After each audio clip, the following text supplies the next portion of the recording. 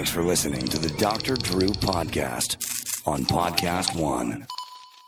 Explore a Verizon retail career in the San Francisco Bay Area and get a $1,500 sign-on bonus. Join the team that makes in-store experiences special by connecting customers with the perfect product every time. We offer standout benefits, including competitive pay, day one health and insurance benefits, $8,000 a year in college tuition assistance, plus bonus opportunities. Apply at Verizon.com/retail-jobs. Again, that's Verizon.com/retail-jobs. Verizon, it's better here. Verizon is an equal opportunity employer. Hey, this is Jim Litke, host of AP Sports Weekly, where we harness the shoe leather, insight, and experience of some of the smartest reporters in the business to bring you the news. I've been an AP Sports columnist since 1989 and covered every major championship around the globe multiple times and crossed paths with some of the greatest athletes of our time. And now I'm excited to bring you a weekly recap of the most interesting happenings in sports. So make sure to download new episodes of AP Sports Weekly every Tuesday on PodcastOneSports.com, the new Podcast One app, and Apple Podcasts.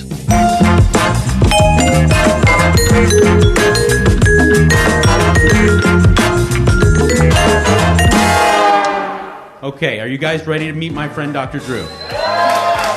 Ladies and gentlemen, Rose City's own board-certified physician, addiction medicine specialist, ladies and gentlemen, Dr. Drew Pinsky.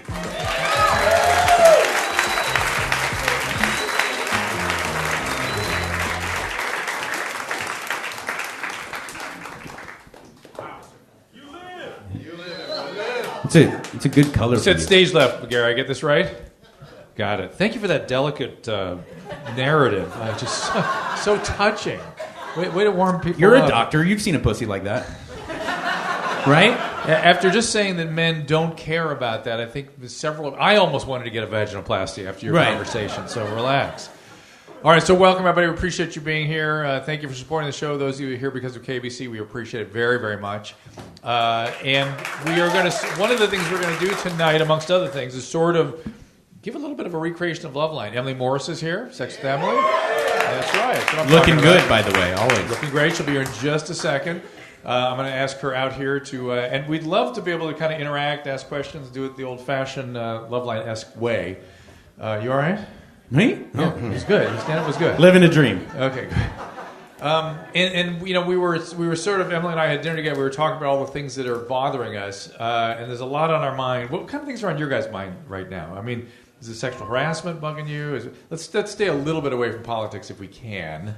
But it's crazy how that's bled into politics. I understand that. I get it. But politics has become almost a social media. You know, like it's not a social media. It's become almost a social medium in that we all, because we all have a Twitter account, we all kind of have 24-hour news cycles.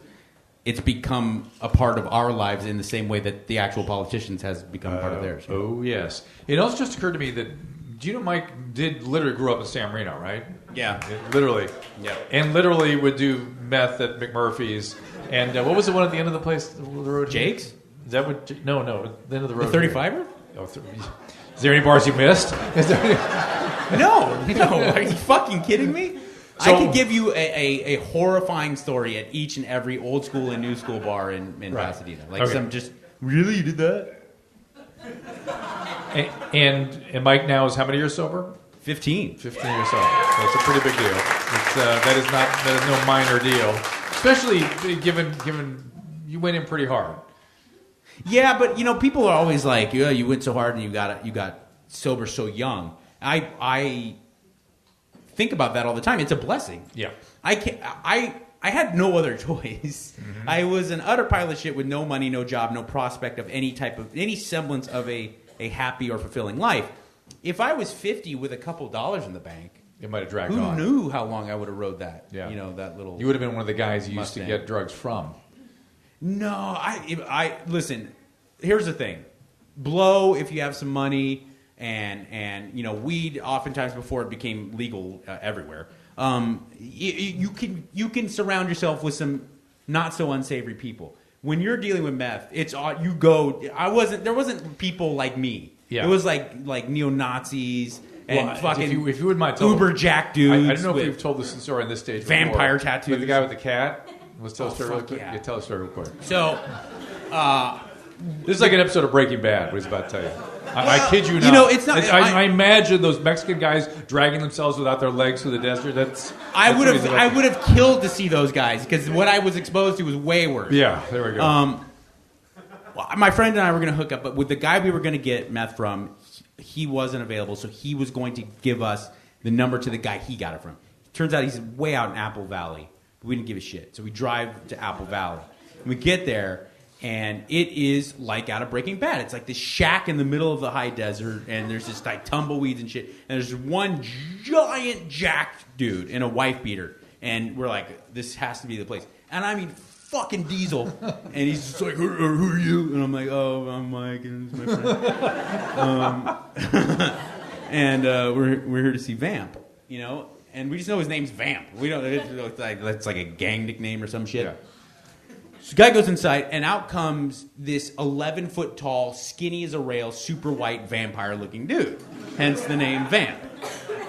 Vampire. Yes. Thanks, short Drew. for vampire. Thanks, Drew. Just in case medical school paying off. Well done. So we go into this guy's shithole, and we sit down at a table. So, you know, my friend's here, and he's way more manly than I am. I was fucking already so scared, shivering and shit. And Vamp goes in, and we were in the kitchen, and it was in complete disarray. I mean, just shit all over the place. What? Uneaten food. Doesn't keep a tidy household? Well, no, it's kind of crazy because, like, I used to clean up like a madman, and same with most of my friends. You do until it goes the other way, right? Yeah, and then you start taking apart the televisions. And frankly, I don't know if this guy even smoked meth. He was just making it and selling it. So his physique led me to believe that he did. Anyway, so he's sitting across the table for us. He's like, "So you guys know blah blah blah," and we're like, "Yeah, I know. I mean, he gave us your number." And we're talking and chit chatting. He's like, "How much do you want?" And we're getting going. So I'm starting to relax a little bit. And over in the corner over here is a cat, and it is eating out of one of those like personal bags of Chips Ahoy. They come, you get them at like Price Club or Costco, where it's like a bunch of little bags you would buy, you know. And one of them's half open, and the cat's fucking eating it, right? And we're sitting there, and from out under the table, he goes, boom! And shoots the fucking cat with a gun. A fucking firearm that he had underneath the table. And I don't know if you've ever heard a gunshot go off indoors, especially when you don't know it's coming. It was fucking terrifying. And all of my defenses, all of the posturing I was trying to create to make myself seem not like the biggest pussy on the planet goes right out the door.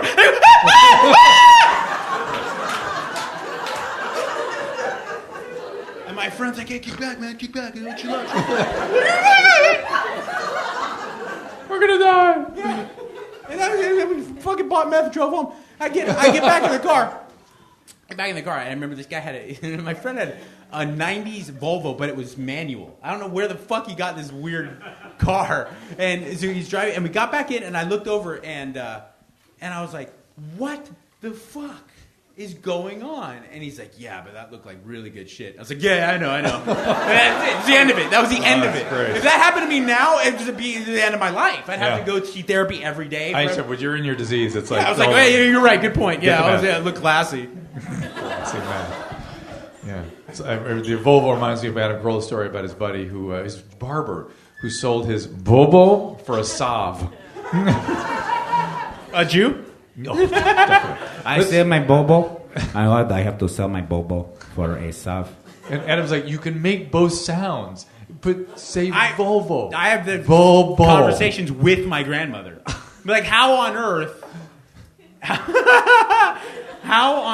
can you say, like, I can't think of words that she says with a J. But like she'll how could you? Okay, she says yamba juice. I'm like, how is jamba yamba but juice is juice? How the fuck is that even? Mija, I'm going to yamba juice. And I said, how can it be yamba juice? It's not even fucking realistic. I mean, it'd be consistent. Next, we're going to bring up our friend Emily Morse from Sex with Emily. Spent years with us on Loveline. Emily Morse, come on up here.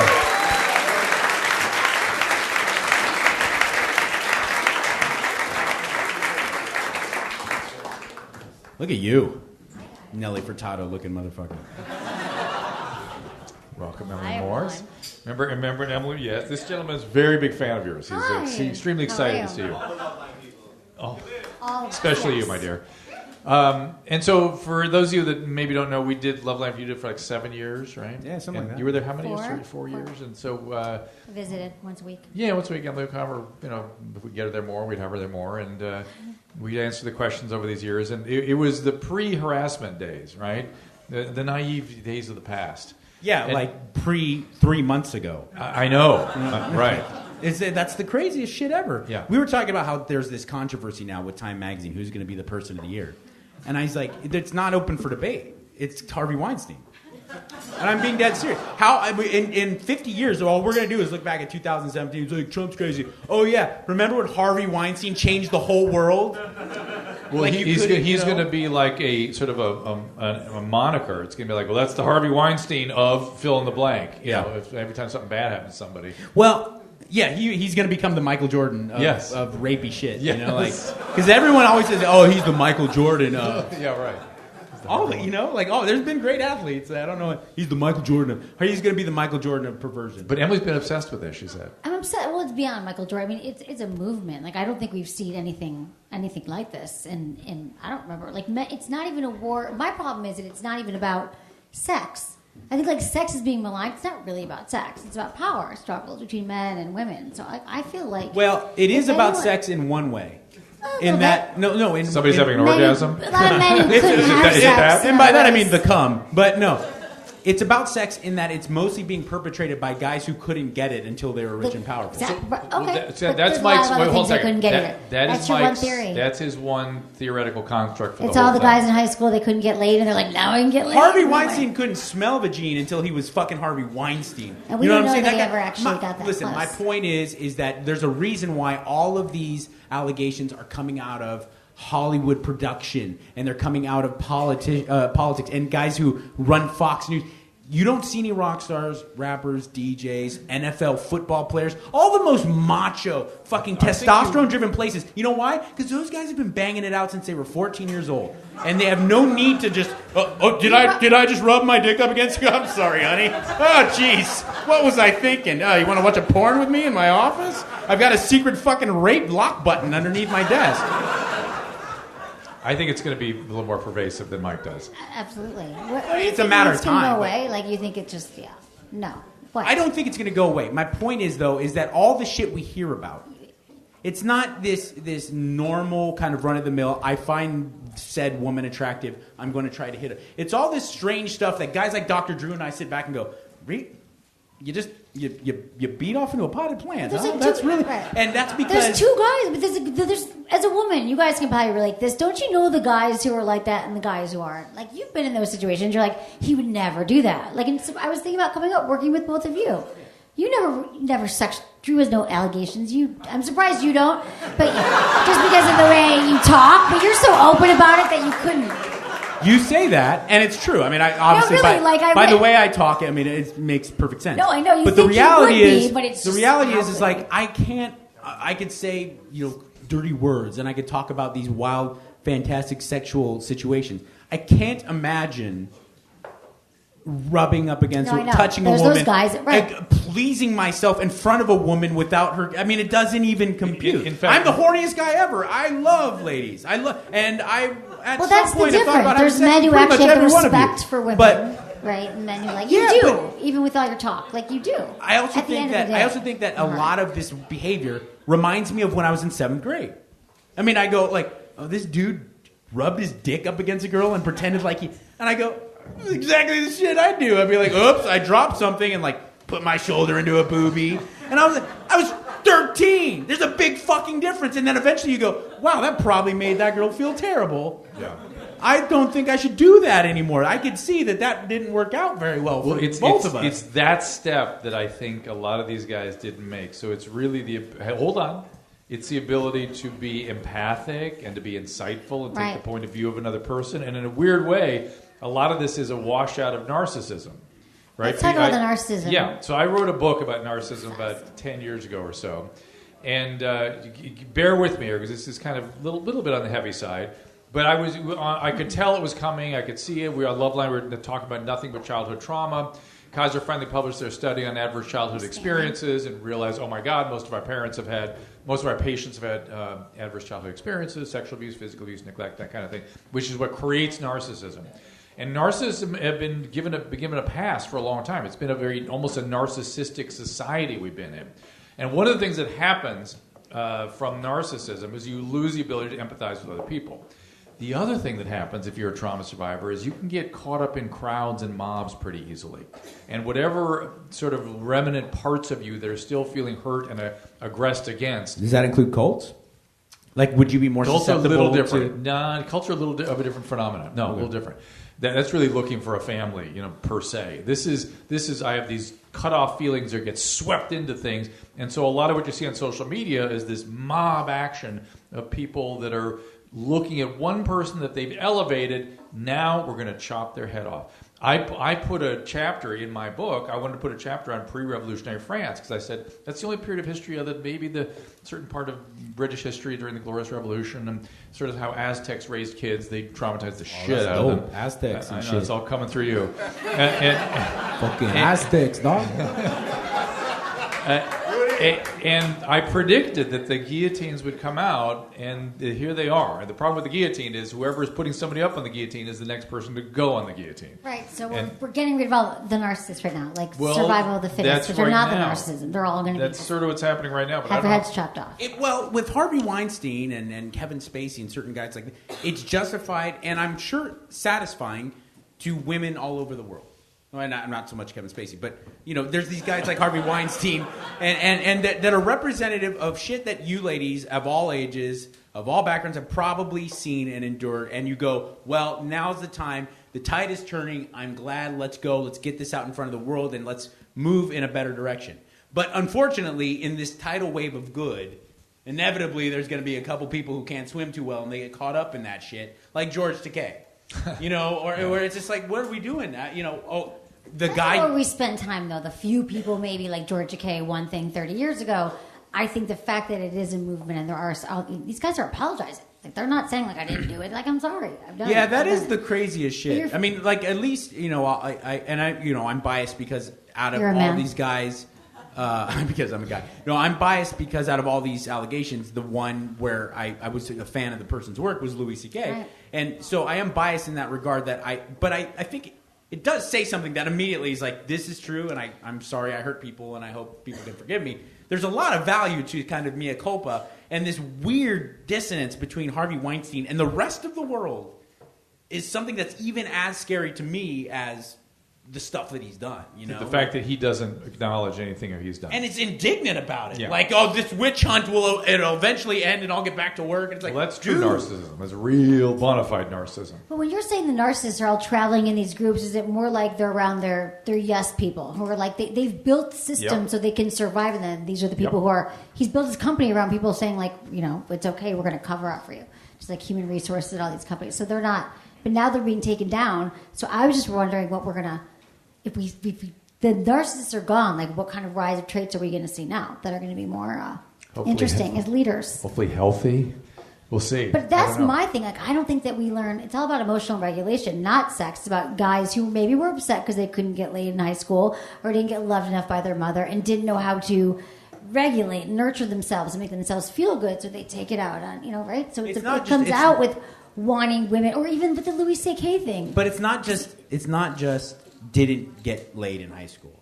It's a skill, and it only comes from. It's just like bullying, where, to one extent or another, we've all had that experience, and hopefully it was in grammar school, not in college or something, where you did something to make yourself feel good in front of the crowd, and you looked at the kid on the receiving end, and you're like, oh, fuck.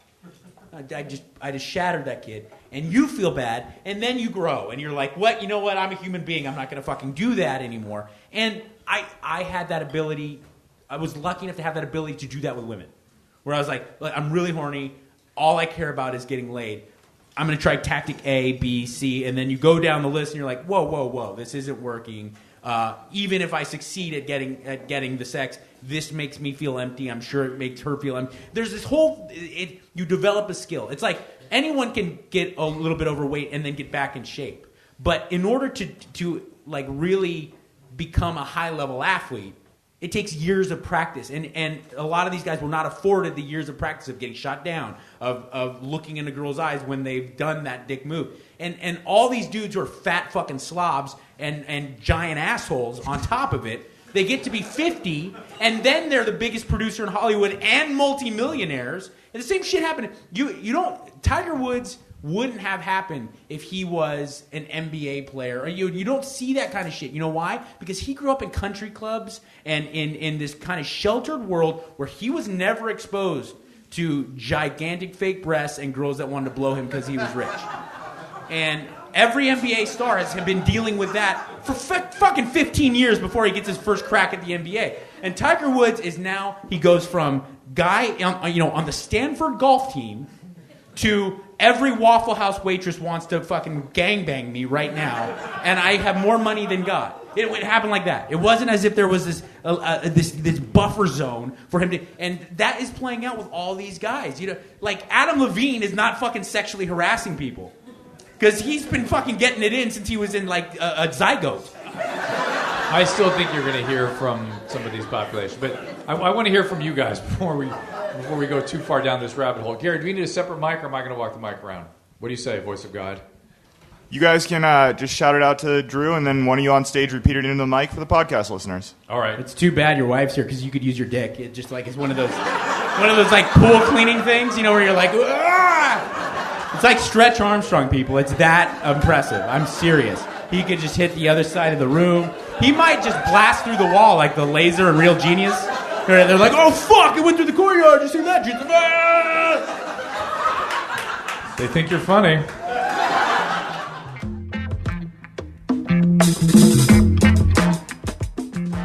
I'm pleased to welcome Hydralyte back to our program. Hydralyte is not only a product that I can safely recommend, it's something that I use all the time. In fact, I have some sitting in front of me right now.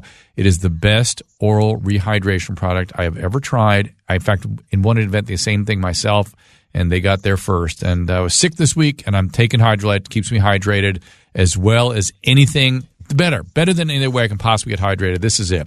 And at this time of year, it's impossible. Everyone's getting sick, right? They knock you down. Staying hydrated is a crucial part of it. So even if you manage to avoid this, obviously if you get it, it's crucial you take Hydralyte. But if your schedule's half as busy as mine, then staying hydrated is also important. Getting those 8 glasses of water in a day is almost impossible. Beauty of Hydralyte is whether you're sick or not, you can benefit from the proper balance of sodium, glucose, and water. And Hydralyte does this better than any sports drink and certainly better than water alone. Comes in great flavors, orange berry lemonade, and is available as a pre-mixed drink, a powder, or my personal preference is the effervescent fizzy tablets. Simply drop in the water. I then dropped it in a bottle of water today, and several of them, in fact, and I've been drinking it all day. Compared to sports drinks, Hydralyte delivers up to 4 times the electrolytes with 75% less sugar. Come on now. Hydralyte solutions are appropriate for all ages, and each bottle or package includes easy-to-follow dosing instructions. You can find Hydralyte at Rite Aid or online at Amazon.com. And for a limited time, my listeners can save 30% on Hydralyte. Get some now. Just click the banner on my website at drdrew.com and use the code DRDREW18, DRDREW18 at checkout. That is drdrew.com. Click on the Hydralyte banner, and then the code is DRDREW18. When you're looking to buy a car, you want to make sure you're getting real pricing on actual inventory. A lot of times that is not the case. People configure cars online only later to find out they are not available. Not with TrueCar. Of course, I'm talking about TrueCar. You get real pricing on actual inventory. This is not pricing offered by TrueCar, but pricing from an actual dealer. And not just any dealer, but a TrueCar certified dealer. This is a carefully curated network of dealers committed to transparency and offering you a competitive market price. Yeah, you know, and we talk about all the time. Using TrueCar, you can easily find the car you want. Next, TrueCar, TrueCar.com or TrueCar app will show you what other people in your area paid for the same car you're looking for. Now you know what a fair price is, so you can feel confident. Over 3 million cars have been sold to TrueCar users by the TrueCar Certified Dealer Network. Over 3,000 TrueCar Certified dealers are available nationwide. You will get to work directly with a TrueCar Certified dealer that you make contact with, and TrueCar users are more likely to enjoy a faster, better buying experience when they contact a TrueCar Certified dealer. And on average, you can expect to save over $3,000 off MSRP. Once you register, you'll see a real price on actual inventory. Hook up with that TrueCar Certified dealer. Have a better buying experience. TrueCar, go to the TrueCar.com or TrueCar app. Do what I'm telling you.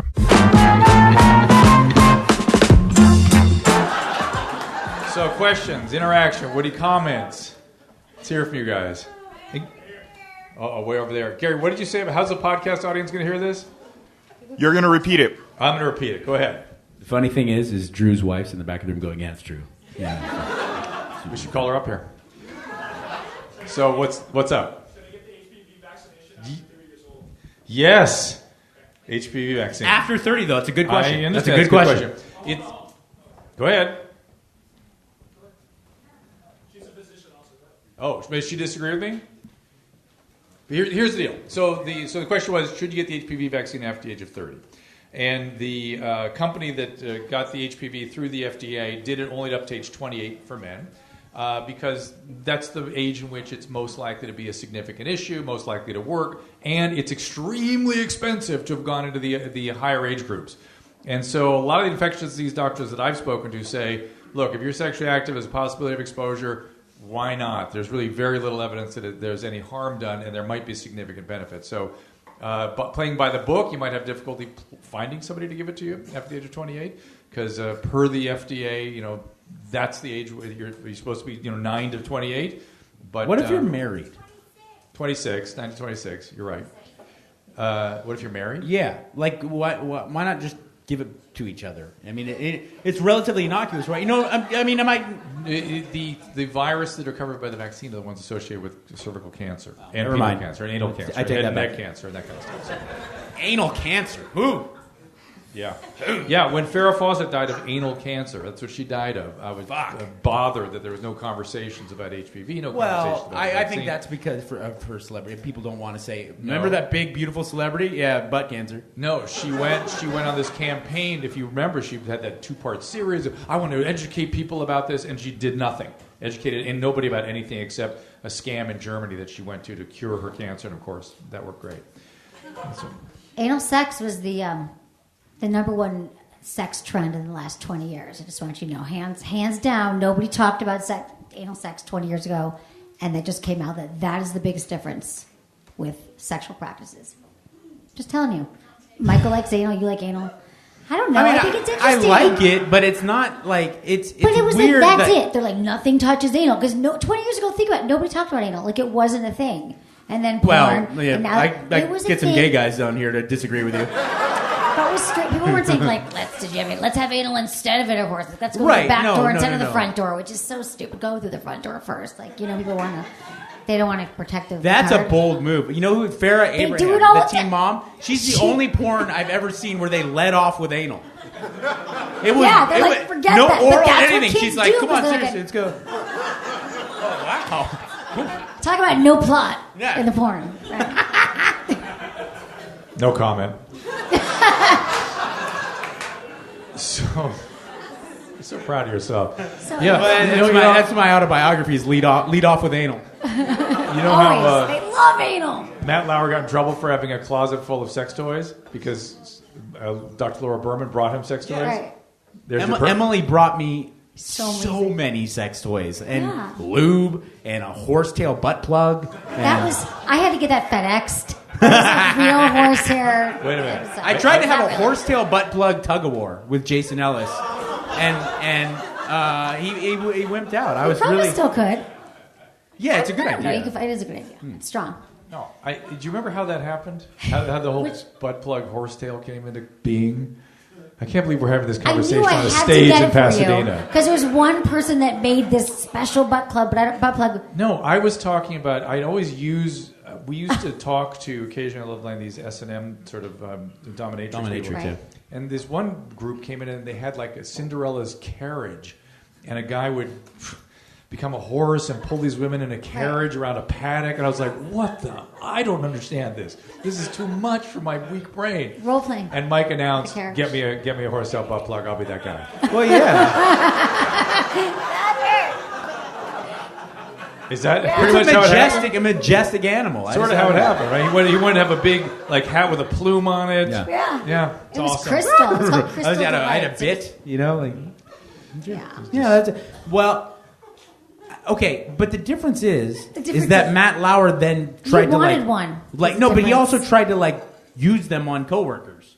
We don't know that for sure. Do we know they Well, tried to that's use it? some of the claims is that he'd be like, "I've got a closet of dildos. I'd love to try them out see on that you, all the- Sally." It's funny, yeah. I don't think they had any evidence to that. I think someone saw it, like Meredith Vieira was like, "Oh, I saw sex toys in your office," and like mentioned on the air. Do you? But I was thinking about. I was doing stand up like a couple weeks ago, and there was this really attractive female stand up, and I was thinking about how I didn't even recognize it at the time, but I was very intimidated by her because she was very funny and clever and sharp, and I thought, wow, I hope that doesn't backfire for her in her dating life, you know? Because you're Miss Sex, do you find that there's guys that have this assumption that you're going to be this otherworldly sexual being, and it negatively impacts your personal see, life? I don't probably. I mean, the thing is, I don't think the guys are going to make it to the door. That I kind of can tell that they're already thinking like, what sex with them is going to be like. They assume I'm like swimming from the rack or doing all this crazy stuff. I don't know. Sometimes, but no, that's not who I am. But I think that men have the problem with it because they're like, what do you mean? I am a sexpert. I am a man. I know everything. And here's a woman who apparently knows so much more than I do. So it's confusing. I think men are like, if they'd want to sleep with me because they think she's going to teach me something or whatever. But I don't who's think the it's a fucking problem. douchebag that really thinks that? Yeah, that's what I was just thinking. I'm The men that are not you, like the Harvey Weinstein. No, I'm looking around and I bet you all these guys, you're like, yeah, I mean, I feel like I could get the job done, but I'm not Mr. Sex. I'm not the world's greatest lover, nor would I ever out loud say that. What a fucking But I douchebag. think that there's men who... It makes are me like, wonder about your picker. Like who you're picking. Oh, my picker's broken? Maybe. Yeah. Well, If you're no, picking I'm guys telling you, that- I don't pick those guys. What I'm telling you is that's an archetype of one of these men that I could be thinking, like, oh, I'm supposed to be the expert. She's the expert. I want to be with her just because I could figure out if she knows more or less than I do. I'm not saying those are the guys that I'm not with. No, them. Those and guys I didn't wouldn't insinuate even that. My text point him is back. that like it is that crazy. If a guy, not joking, says to the world, "I'm Mr. Lover. I'm the lover man. I please women, and they all have many, many orgasms I think every a lot time I of do." men think that. No. I hope for the best. That's my fucking take on it. It's like They're I not really walking hope around I'm going to try going, my "Mr. best, Lover," honey. but they like.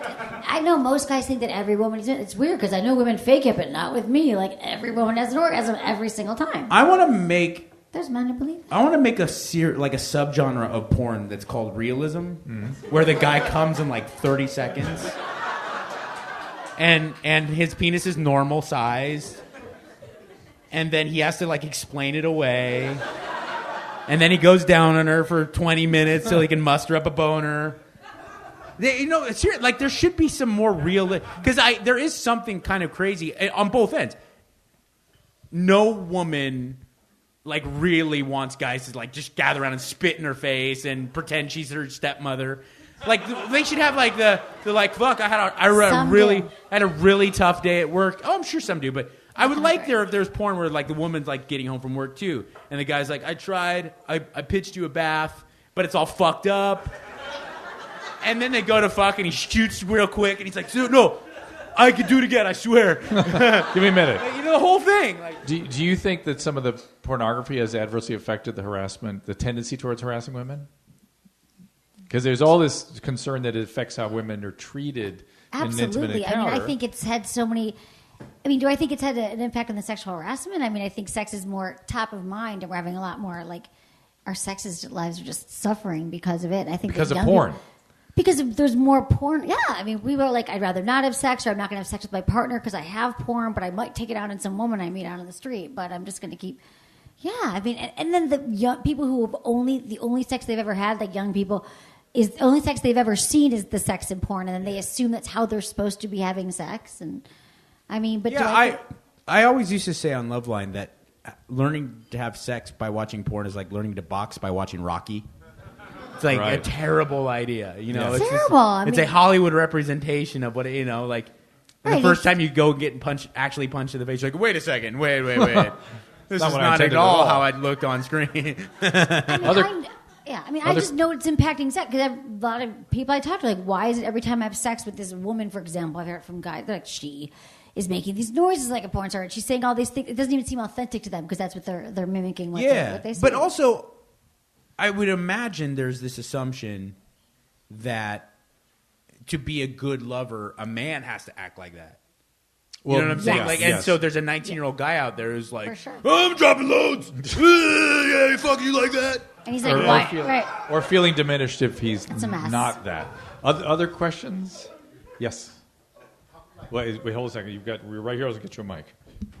Why is it when it's Hollywood, sexual abuse, like it's water cooler talk, everybody's talking about it, but when it's children, that happens like 10,000 times over, everybody's quiet, nobody wants it. It's like such a taboo.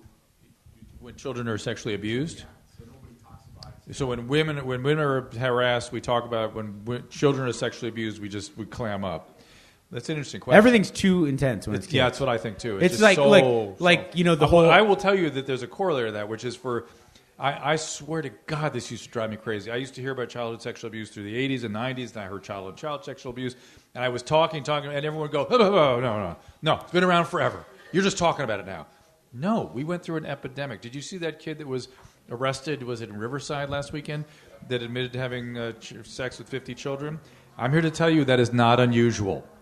When people are that way, when they're a perpetrator, they do that to lots of people, many times hundreds. And it is something we should be talking about because it's something we should be aware of. But I don't know. It doesn't have the same gratification that talking about sexual harassment. Yeah, no. Well, here look as from when the parents feel bad, they did something they harmed. Well, but you can do something with the harasser, like okay, we got to get him. Well, and also the entire topic itself. It's not that even that it's taboo. It's that we all kind of collectively agree it's too much, too intense. I mean, look. I love Discovery ID, right? Everybody watches those Discovery ID or Forensic Files. He's talking about murder porn. Right, yeah. A 35-year-old person gets murdered. You're like, fucking, I want to see this. Yeah, let me get it. As soon as it's like, and then the body was found, you're like, wait a second, come on, what are we doing here? I'll never forget Matt Money Smith, who used to do sports for Kevin and Bean. He now hosts PMS with Petros. Really talented, really smart guy. This was probably 12 years ago. I went to see Mystic River, the movie Mystic River with Sean Penn and a bunch of really talented actors. And I come back to Kevin and Bean the next following Monday, and I go, Matt, you got to go see Mystic River. He's like, I can't go see that. I was like, why? He's like, it's got a young daughter getting murdered. I'm not going to go watch that. It's just there's no way I could sit through it. And I was like, shut the fuck up. It's a movie. What do you mean?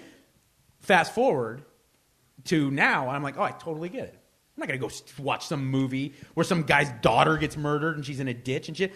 Now, I'll watch Rambo light up 50 Burmese people in fucking napalm. No, but the point is you have a daughter now that you can relate to that. No, it's just children. Yeah. It's just something about children. When it's children, you're just like, what's going on? Speaking of, did anybody seen that Netflix series Voyeur? Yeah. Oh, my God. Were you as bothered by that as I was? Gay Talese needs to be fucking arrested.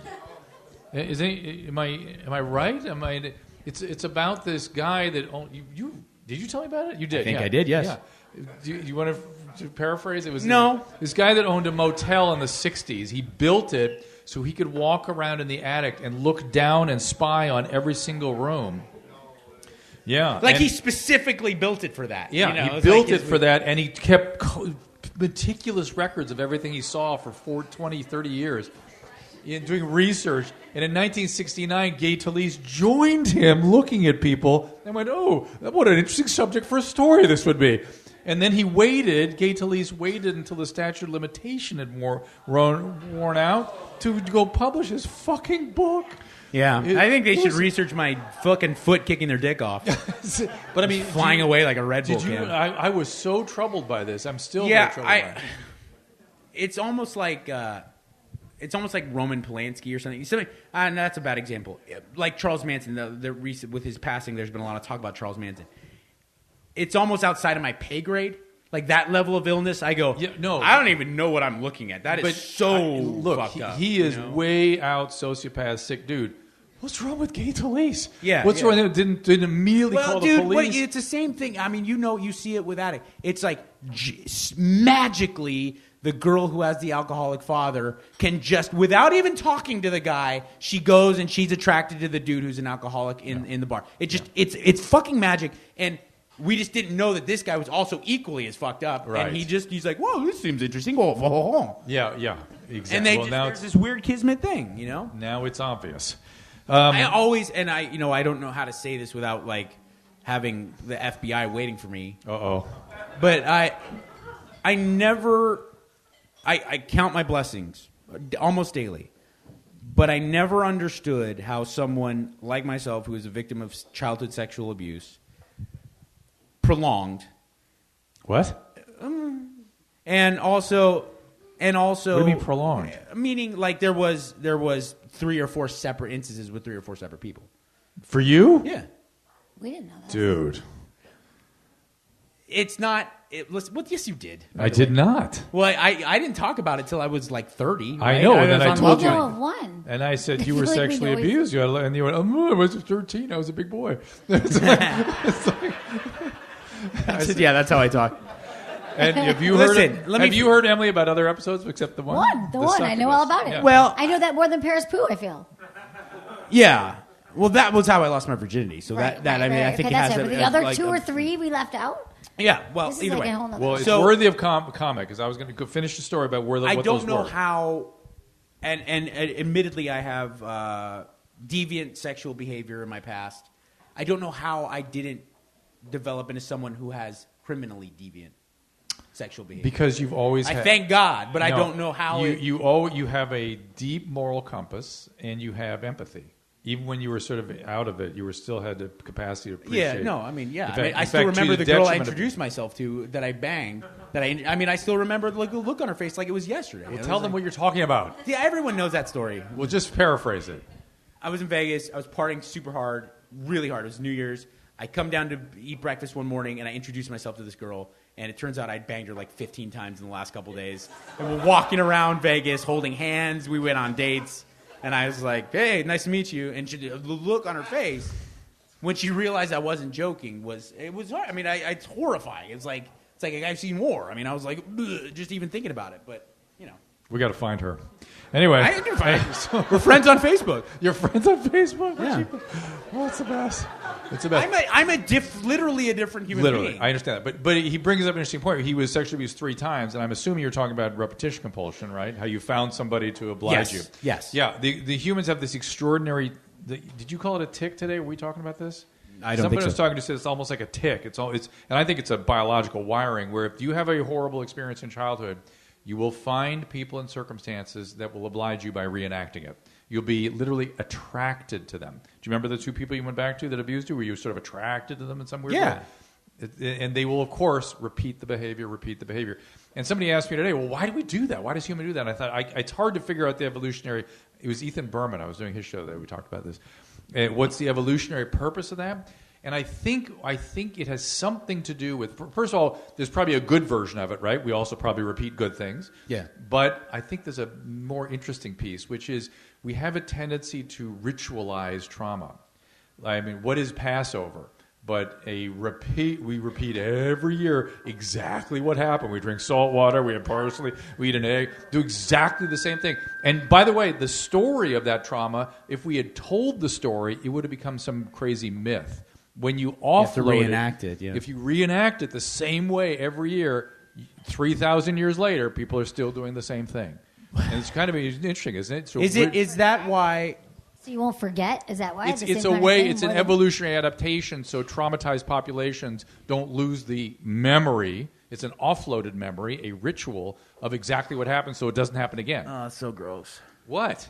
I don't know. I just think about like how it's like as if trauma can click on some switch like you're an animatronic Chuck E. Cheese character. And it's like now that's what you live. And do you feel like that? No, but I remember every single time we talked to a battered woman on Loveline, that is exactly what I'd hear. I'd go, "How can you not just leave?" She's like, "But you know, this is the last time it'll happen. It'll never happen But again." I love he him. says he loves me. Yeah. I love him, and I can only imagine what trauma probably, whatever switch that was, watching your dad hit your mom or hit your dad. That's how you get in, but once you're in, it's a little more complicated getting out. It's a little more complicated. But what happened those other 2 times?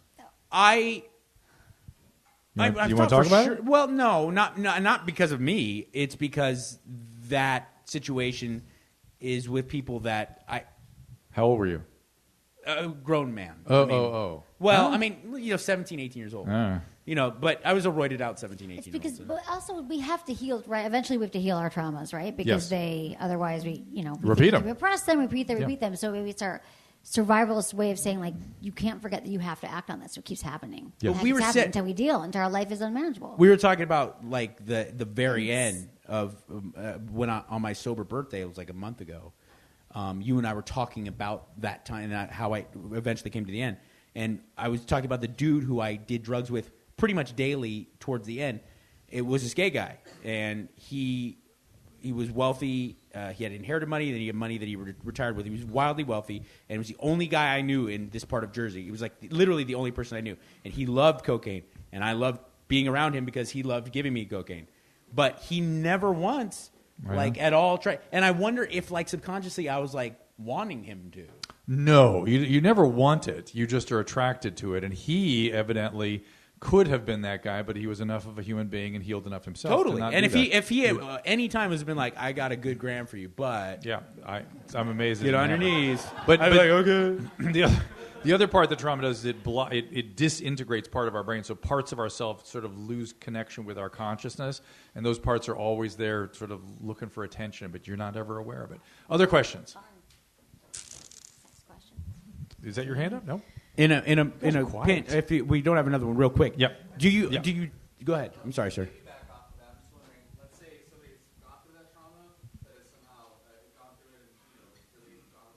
Yeah. Yeah.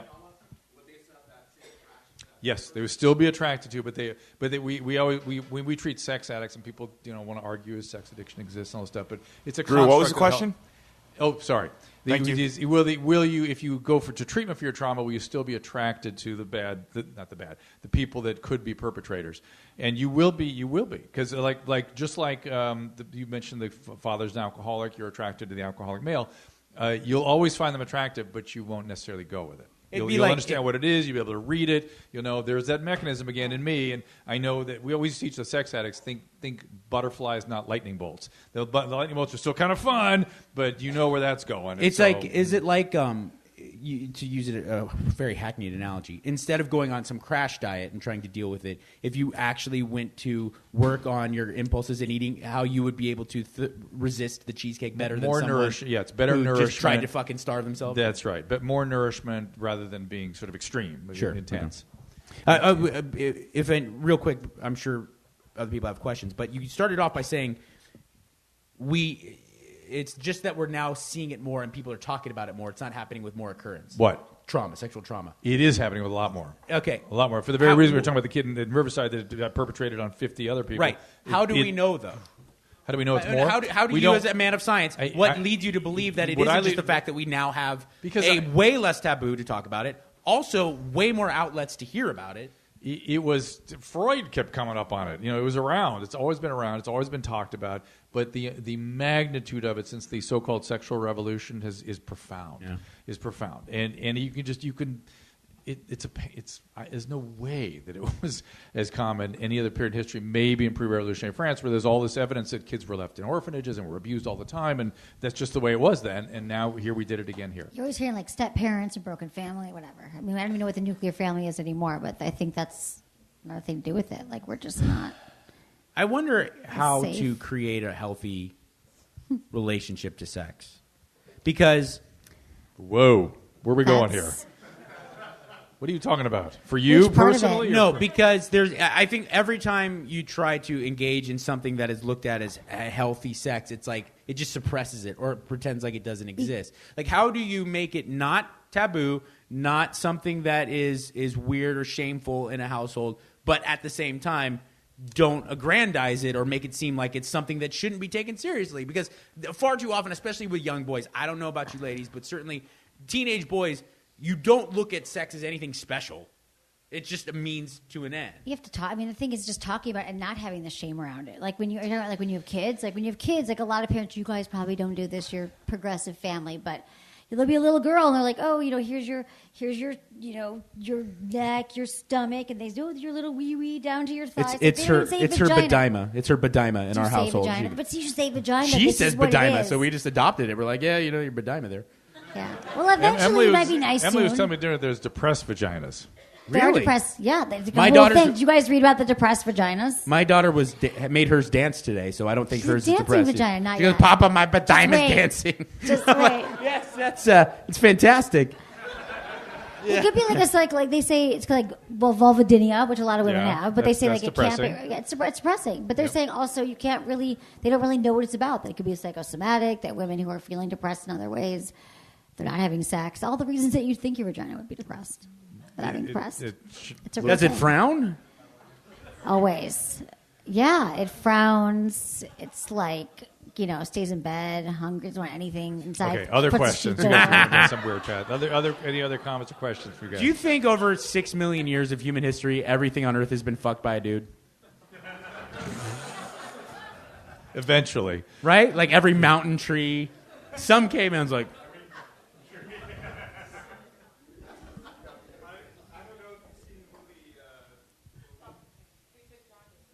No. Who Took Johnny? It's a movie? Okay, what's it about? Well, it's about underground pedophilia rings. Oh, boy. I don't know if you've heard about it. It's a good date film. It's a good. Alex Jones died, or you heard about Pizzagate and Pedagate. Do you have any knowledge from your clients that you've worked with about underground? Yeah, I've heard of stuff like that over the years. I have no direct knowledge of any of that. I know NAMBLA's real, right? NAMBLA's a real thing. And I know that Adam Carolla wanted to create a place called Pedophile Isle. And it turns out off of the coast of Seattle, there is a pedophile isle, so where they put the untreatable patients. But I know there's weird little things like that going on. I'm sure. Who Took Johnny? That's what it's called. So pedophile rings. Ugh. It's yeah. I can't stand it. All right. Okay. Yes. Where are you? Way back there. Go ahead. Yes, Elizabeth Smart.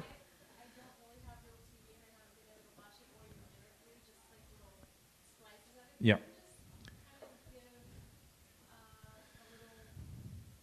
She asked for a summary synopsis and also some kind of parting messages about Elizabeth Smart. About someone who'd been trauma survivor like that? Well, there were two things. That she was lovely, and she was severely traumatized. You go to the bathroom? Yeah. Have fun. Several of the interesting things jumped out at me about her. One was that when she was brought to the so-called camp by this guy that, Elizabeth Smart was in Utah, and she was abducted from her bedroom at age 14, taken out and held at knife point, and then taken to some camp way out in the wilderness. And when she got there was a woman there, also crazy, super crazy. And when Elizabeth got to this camp, she said, "Oh my God, here's a woman. She'll take care of me. She'll understand. A woman will not allow a 14-year-old girl to be harmed." And this woman perpetrated and helped organize the perpetration that she suffered. And for her, that was such a violation as a woman. She almost has not been able to. She would call it hatred, although she has trouble saying that word. She has such hate for that woman, more so than the guy who was the guy that had sex with her 3 times a day for years and starved her and just horrible things. For like 6 months, she was held in inhuman circumstances. I mean, literally having sex. He would line the woman and Elizabeth side by side and go back and forth having sex with them. She would make her drink wine. She was a Mormon just to sort of screw with her. Here's a. Okay, hold on, Rudy. Rudy, hold on, buddy. Hold on, man. You all right? You look a little freaked out. Let me just finish. I'm talking about Elizabeth Smart. Do you know who that is? Elizabeth Smart? Yeah. That's Freddie Prinze Jr.'s wife. And so she plays guard for the Raiders. So the other she thing played bass for War. The other thing that she said is that she felt she was able to survive it because she knew that I can hear my heartbeat. Dude. Even though she felt she'd been ruined and poisoned and spoiled and had all these horrible, shameful feelings about herself, the love of her family carried her through. And there was a very interesting sort of lesson for me that really that the feeling of a deep connection with her parents and a proper ability to regulate emotions and the hope and faith that would be there when she returned was why she survived, bottom line. And when it came time to get treatment, she was put in a room with 2 psychiatrists who made her go through every detail of what happened, and she felt it was so re-traumatizing. They were essentially trying to build the court case at that time that she just couldn't do it. She went back later, did get some treatment. I know a lot of people say she needed more, whatever. She's doing awfully well. She's married. She has 2 kids, and now she's trying to help other victims. So does that summarize it well for you?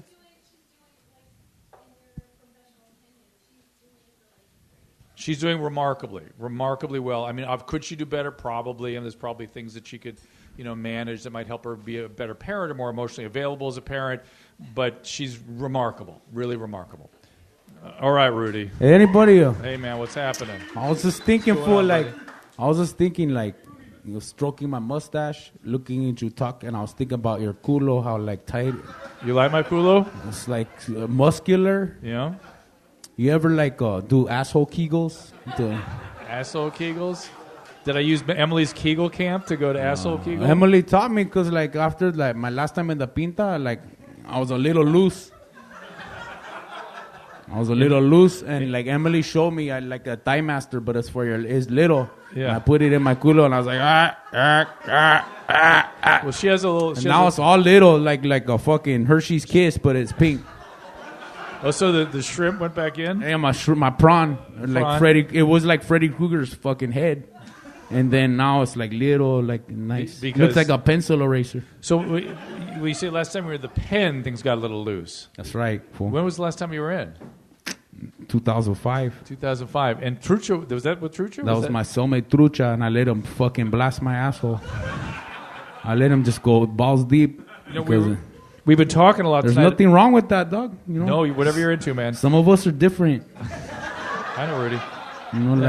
We just think differently and Your hand's nice and soft, man. That's right. Kiehl's, dog. I use Kiehl's on my fucking hands honey almond hand lotion salve. There was this old bitch, when I used to do landscaping. There's this fucking old bitch that used to hire me. In Beverly Hills? No, San Marino. San Marino. Old white lady. And I wait for her to fucking leave to go to the country club. Yeah. Blam, kick her door in, all the Kiehl's. I'd steal that shit. I rub it, lather up my balls. It looked like fucking Oh, you had a whole procedure for shaving your huevos, right? That's right, dog. Shave them up clean. Listen, first, while you're dry. Well, first of all, Emily, is that important for a man to be clean like that? Yeah. Oh, With microphone. Case by case basis. You don't want to shave all the way. You got to leave a little hair so you're reminded that you're a man. People can decide how much hair they want to have. So you're what? I comb it too. I put I fucking comb it back like a pompadour. It looks like my dick looks like Morrissey or like Bruno Mars. Dick Morrissey.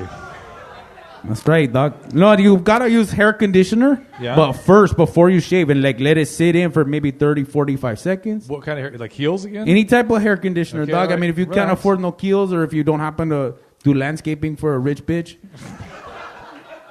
use just any type of store-bought hair conditioner. All right, put that on there first. And let it sit. You know why? Because it softens up the follicles, and it gets your. And then don't start shaving. Go into the hot shower, wash that shit out, and then when the pores are all open, then you fucking Mach 5. Don't you put I see.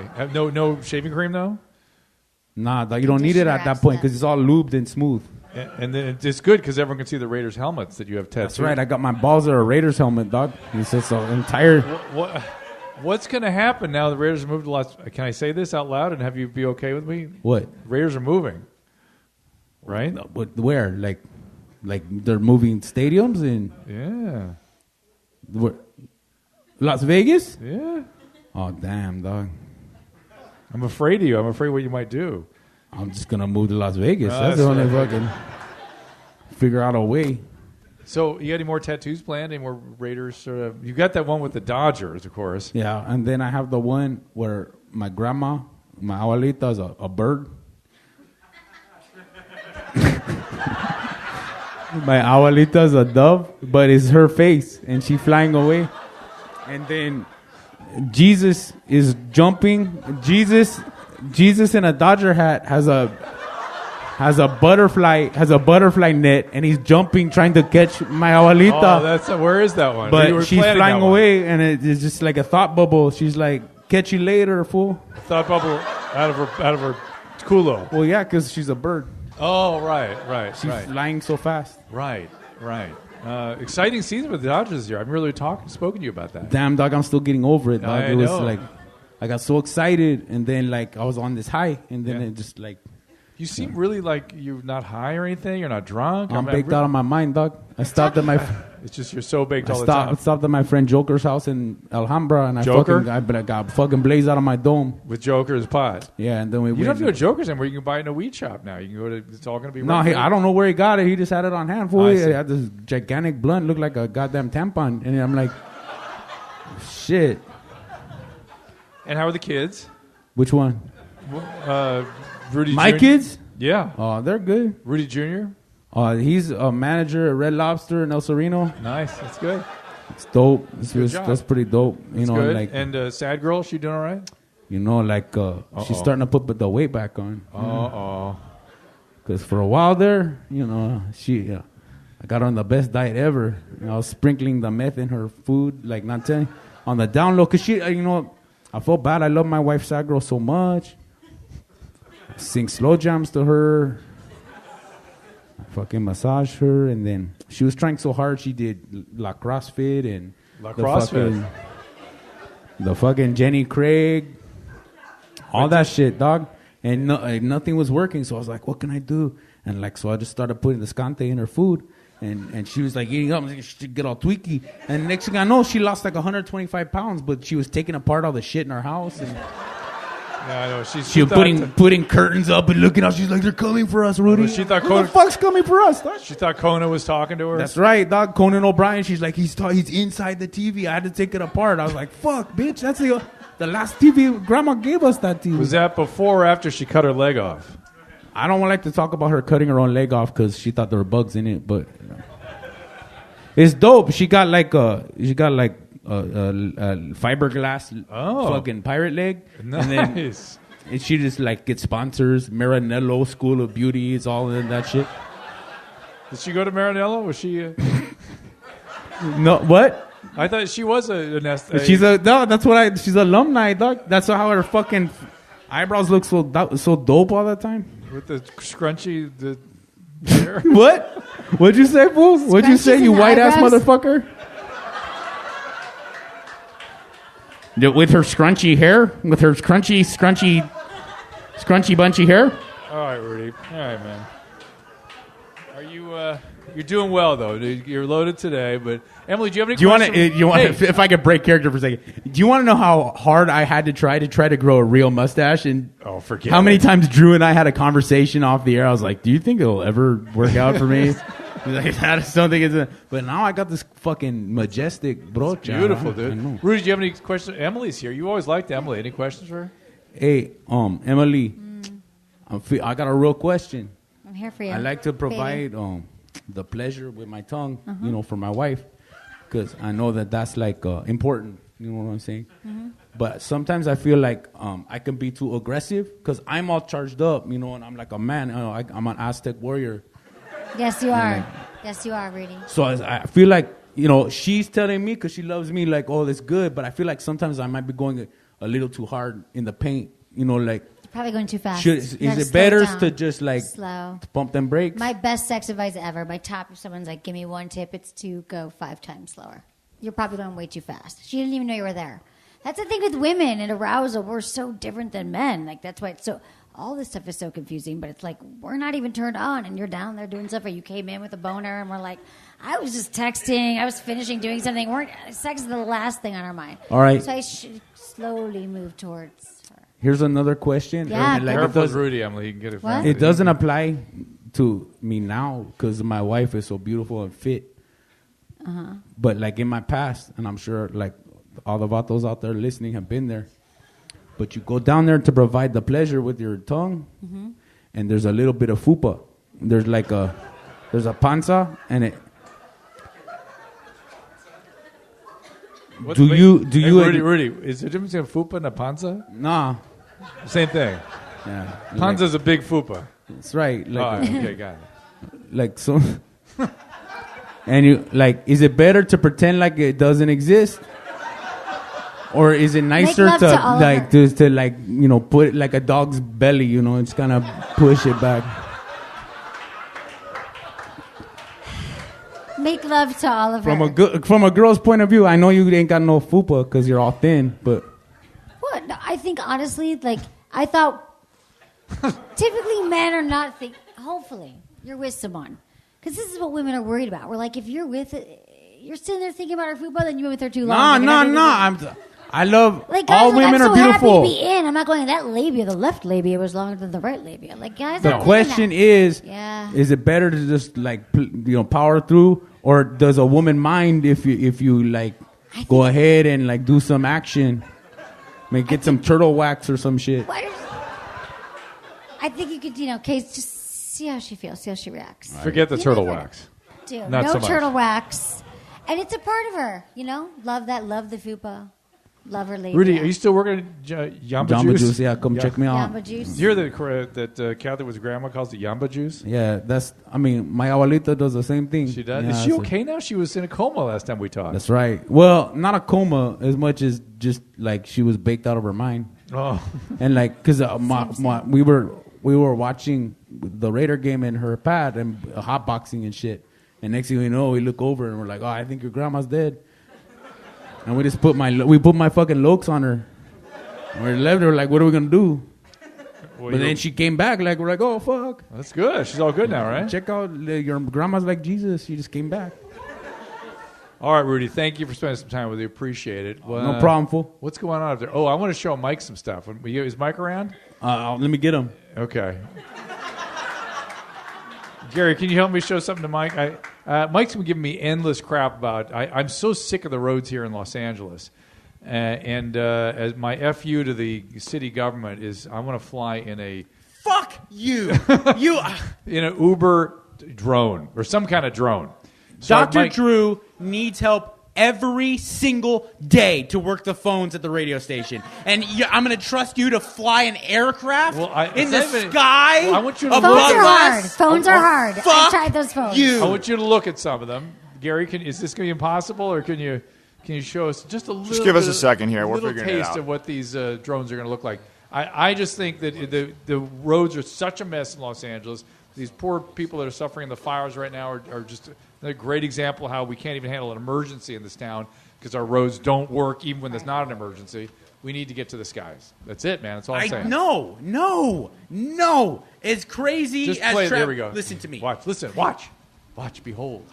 Behold. Behold. It's a little big. Yeah, as you can tell, technology's really good to us. Fuck you. This one's a little big. I think so. It looks a little like, I don't know. I imagine something lighter weight and easier. Listen to me. What? They've got them in Dubai. It's happening. Oh, everything that happens in Dubai is something we should adopt. Well, this we Fucking should. insane. Listen to me. Yeah. As horrible as traffic is, the way that we all seem to manage on the roads is amazing. Look. Just look. The fact that it's not Mad Max, it's not pure chaos. We have figured out a way to make it work for us. Why do you want to throw a wrench in the system? We can go inches away from each other, 80 miles an hour on the 405, and somehow it's like... Same thing will happen. It'll all be Google-driven. Nope.com. You cannot do that. Look, you know why? Behold. You can't put lanes in the sky. But it will all be driven by computers. We'll never run into each other. It'll be perfect. It'll be great. The future is upon us. I live in Venice. Yeah. The Google South is in Venice. Okay? I watched a fucking robot car crash into a wall. I watched it with my eyeballs. Testing. A bunch of dudes named Pishtar and Hyundai come out and they're like, we've been working on this for 3 years. It's amazing. We're at the top of the field. Boom! right into the side of Gold's Gym. So day. fuck you and That's fuck awesome. your computers All right. driving. All right. It's amazing. We finally got to do it. Yes, traffic sucks. Okay. Look at that. Come on now. That's the future. That is the future. Okay, and we just magically have a bunch of places to land. Look, it's on the road. Just Listen to me. Fucking asshole bawling out of control, living on a compound. Not everyone's gonna be like, oh yes, let me have this. Let me go out into my backyard that's a field and just get in my fucking drone and then land at work. I mean, Jesus Christ, what happens if you work at the AT&T store? You're just gonna fucking I'm coming in for a landing. You dick. You fucking pretentious cocksucker. Okay, well, I'm just saying. I'd like to look to the future. That's all I'm saying. Emily, you with me on this? I hate driving. I would do any of this. I don't care. Driving is not. You know how I drive too. Fantastic. Thanks for the Yeah, support. they have Blade. They have what? Blade. It's like Uber for helicopters. For like $1 zillion. It's ridiculously expensive. But do you expect that your robot chauffeur to be cheap? I think it's going to be safe and cheap. Yes. I do. I do. I just want to drive. I do. It's my fantasy. No? You don't think Does so? anybody enjoy driving? Yes, I do. Okay. On roads that work, on real roads. Yeah. All right, listen. Hey, last questions. Here we go. We're going to finish this thing up. Where are you? Yes, sir. Go ahead. First off, you guys live. You live more. Yeah. You live. What was your guys' most memorable open forum for Loveline? Mexican superstitions. Oh. It's the best. Shit's the best. It never gets old. No. Such as? Oh, wait. Oh, no. Mexican superstition is the best, like, for pure fun. But the most fascinating one was Celebrity? That people the said shit you did. to get laid? You lied to your partner about? Things you did instead of just breaking up. And, like, 5 people faked their death. Yeah. Right. There's that And dudes are like, I joined the Marines. I'm going to war. They were lying. I'm like, you really? What? And we don't know how to communicate. There's just a communication Celebrity breakdown between men and women. That's the real problem. Yes? Celebrity sexual encounters? Celebrity sex stories are awesome. I'm just getting excited thinking about it. It was fun. It was amazing. What are you talking about? It's a great one. I'm Michael Caine. Michael Caine banged a hooker at Tommy's. Not hooker. Just some kid. No, she was Craigslist. Oh, okay. You're right. You're right. I'm sorry. It was like, yeah. At Chuck E. Cheese. No, at Tommy's in Eagle Rock. Oh, okay. And motherfucker pulls up in a Rolls Royce to Tommy's and just bangs it out in the parking lot. And he's like, I'm Michael Caine. Thank you. Didn't she say they had the door open? I'm Alfred in Batman. That was great. Oh, my God. Well, I want to thank... Oh, is there a question? Go ahead.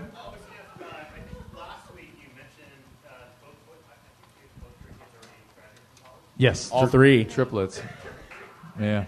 Repeat the question.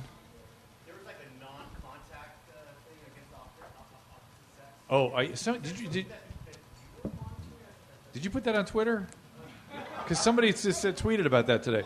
No. What I said was I went to Amherst College. One of my sons went to Amherst College, and it's a super progressive, place, and it usually is like a couple years ahead of everybody in terms of what starts to happen in the country. We start having that stuff socially before it hits the rest of us. Worse than Berkeley? Yeah, just it's not in the kind of activism in the sense of the social structure and what they're thinking about. Like I remember the first time I heard of apartheid was on my campus. So it was 1970 whatever, and I was like, "Well, this is interesting. What's this? I've never heard of it." And then we were demonstrating, the only place in the country that was demonstrating about it.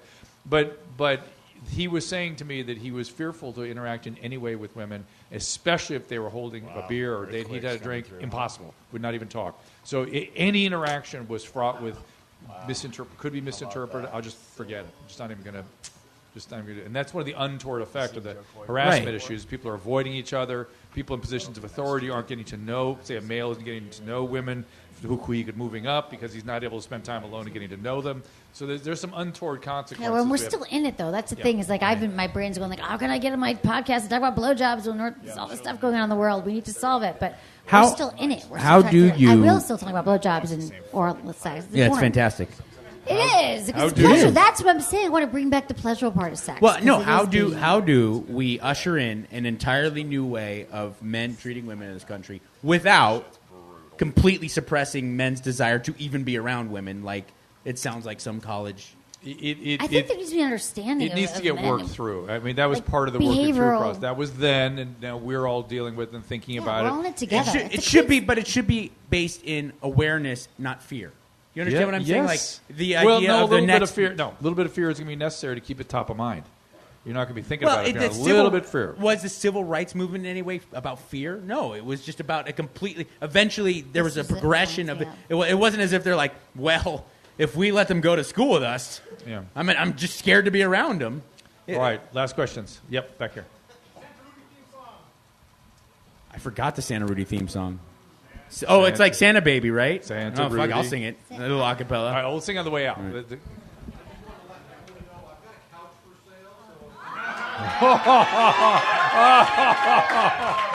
Okay. That gentleman said, I want to let Emily know I have a couch for sale. Because Emily is so amazing, she let us know that she put up a post to sell a couch on eBay or on Craigslist and then banged the dude when he got there. That is not true. But I went on a date with him and then I banged him. Last question. On the couch.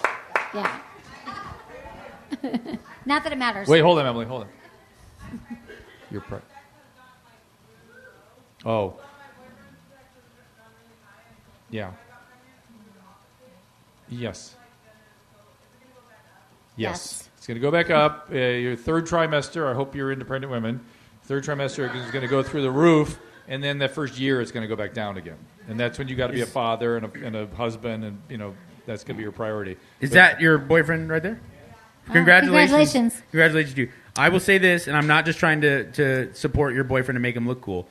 Be so thankful that your situation is going in that direction, because far too often dudes get a girl pregnant and then they become a weird anathema because they're like become this fragile baby maker instead of a woman. Yeah. And so the fact that he now has had his libido increase, it's a very good sign. It's a good sign for you and your relationship. And intimacy is still important if you're not actually having sex. Cuddling, holding hands, giving him a hand job, whatever. So we're going to wrap this up. We're going to last question. Right? Go ahead, real quick. Go ahead. Rube. No, she was just a friend of my cousin's. Yeah. Repeat the question. Yeah, she's not in my life at all. The question is the friend of the cousin still in your life? No, not at all. I doubt it. Is the cousin still around? Yeah, she's still alive. I mean, she moved somewhere else. But you wouldn't. Yeah, you don't have. You never. Does she know this happened? The cousin. Yeah. Drew wants you to lay down. We're going to do a little therapy session. No, we're going to get going. We're going to wrap this thing up. We thank you so much for being here. We really appreciate it. Thank you for supporting KBC. Yes, thank you. Coming out to see us. We appreciate you guys being here very much. We're going to hang out afterwards, talk, take pictures, whatever. And Rudy's going to sing us out. Oh yeah. Well, I guess it sounds like Santa Rudy, I want you to get me fucking presents and shit, and I hope it's dope. I hope I get 3 flores for my fucking luxurious hair, and maybe a hairnet for my wife when she cooks me chorizo, cause her fucking pube-like hair is always in my food. And then buy me some fucking new Nintendo games, cause I'm getting tired of playing Zelda with my kids. Even when I'm big, that shit gets boring. And how come Santa has that dope-ass beard and he doesn't ever fucking get sweaty when he comes down chimneys? Okay, Rudy, thank you. Thank you, Emily. Thanks to Emily Chucker out there. Check us out at KBC 7 Thank you, guys. Appreciate it. For calling times and topics, follow the show on Twitter at Dr. Drew Podcast. That's DRDREW Podcast. The music from today's episode can be found on the Swingin' Sounds of the Dr. Drew Podcast, now available on iTunes. And while you're there, don't forget to rate the show. The Dr. Drew Podcast is a Corolla Digital production and is produced by Chris Loxamana and Gary Smith. For more information, go to drdrew.com. All conversation and information exchanged during the participation in the Dr. Drew Podcast is intended for educational and entertainment purposes only. Do not confuse this with treatment or medical advice or direction. Nothing on these podcasts supplement or supersede the relationship and direction of your medical caretakers. Although Dr. Drew is a licensed physician with specialty board certifications by the American Board of Internal Medicine and the American Board of Addiction Medicine, he is not functioning as a physician in this environment. The same applies to any professionals who may appear on the podcast or drdrew.com.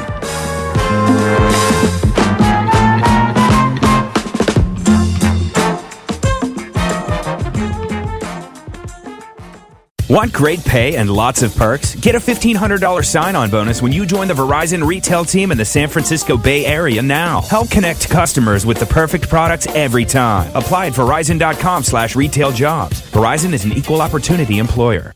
Trump and memo, White House resignation. I'm Tim McGuire with an AP News Minute. President Trump won't declassify a memo of the Russia investigation written by Democrats on the House Intelligence Committee because it contains especially sensitive classified material. White House counsel Don McGahn, in a letter to the committee, advised the Democrats to revise the memo with the help of the Justice Department. A second White House staffer has resigned. David Sorensen, one of the administration's speechwriters, has been accused by his ex-wife of violent and emotional abuse during their short-lived marriage. Sorensen says she was the abusive one. Earlier this week, Staff Secretary Rob Porter resigned after publications of allegations that he abused his two ex-wives. He, too, denies the allegations. A friend of Associate Attorney General Rachel Brand tells the Associated Press that Brand, the third-ranking person in the Justice Department, is stepping down for a private sector job. An official announcement expected next week. I'm Tim McGuire.